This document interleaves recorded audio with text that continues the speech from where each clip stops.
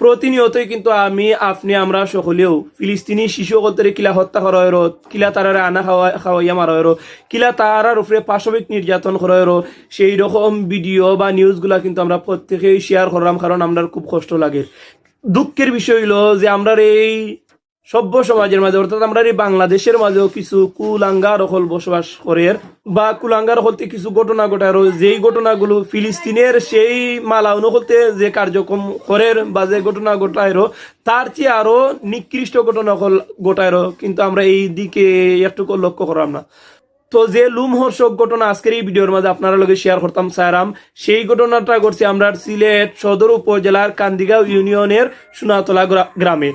তো আমরা দেখছি যে গত বুধবার সিলেটের সেই জায়গার এই ফাহিমা নামের ছোট্ট একটা শিশু নিখোঁজ, পরবর্তীতে তার লাশটা পাওয়া গেছে। তো বিভিন্ন পত্র পত্রিকায় বা সামাজিক যোগাযোগ মাধ্যমের মাঝে সেই ফাহিমার হত্যাকারী খেয়ে সেটা শনাক্ত করার লাগি লেখা হয়েছে।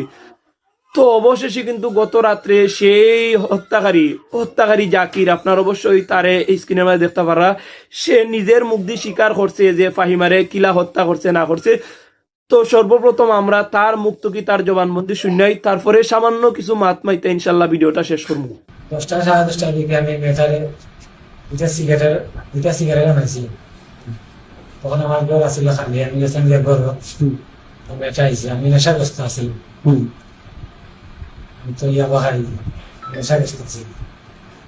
মেটা হওয়ার পরে আমি যে আমার মধ্যে তো মানুষ জেগে উঠলো, মেটার প্রতি আমার খারাপ দৃষ্টি হয়ে গেছে। মেটারে আমি রেপ করতে চাইছিলাম, তো মানে মেটা অজ্ঞানে গেছে, আমি পরে বই রাখছি, বাদ দিয়েছি, অজ্ঞানে গেছি, মেটা অজ্ঞানে গেছিল। পরে আমি বই ভাইয়া মানে মেটারে আমি গোলাটিরা মারিয়া গোলাটিরা দিয়ে মাইকে দিছি। পরে আমি বইয়ে কি দাও তো আমি তুলে যাবাইলাম না। পরে আমি আমার ঘরে তো পাখা আছিল, আমি আমার ঘরে আমার বাচ্চা যে ছিল, একটা সুইকেস আছিল, সুইকেসের ভিতরে আমি রাখছি 2 দিন। এখন 2 দিন রেখে দিয়েছি যে এখন আস্তে আস্তে গন্ধ চলে, অনেক গন্ধ চলে, তাইলে পরিবারের সবাই জানিব বা মানে মানুষ একটু পরে পরে আর যান এরা বন্ধ হয়ে যাব। তখন আমি সারা রাত আমি সোজা থেকে সুযোগ বুঝে আমি বাড়িতে আসিল না, রাস্তাটা ফাঁকা আসিল, সুযোগ বুঝে আমি বেটারে আমি এখানে কতটুকু নির্ভয়ে হে জবানবন্দি দিছে আপনার অবশ্যই নিজের খান্দি শুনলাম। তো ভাবতে অবাক লাগে যে আমরা এই সভ্য সমাজের মাঝে মানুষ রূপে এইরকম দানবহল বসবাস করি।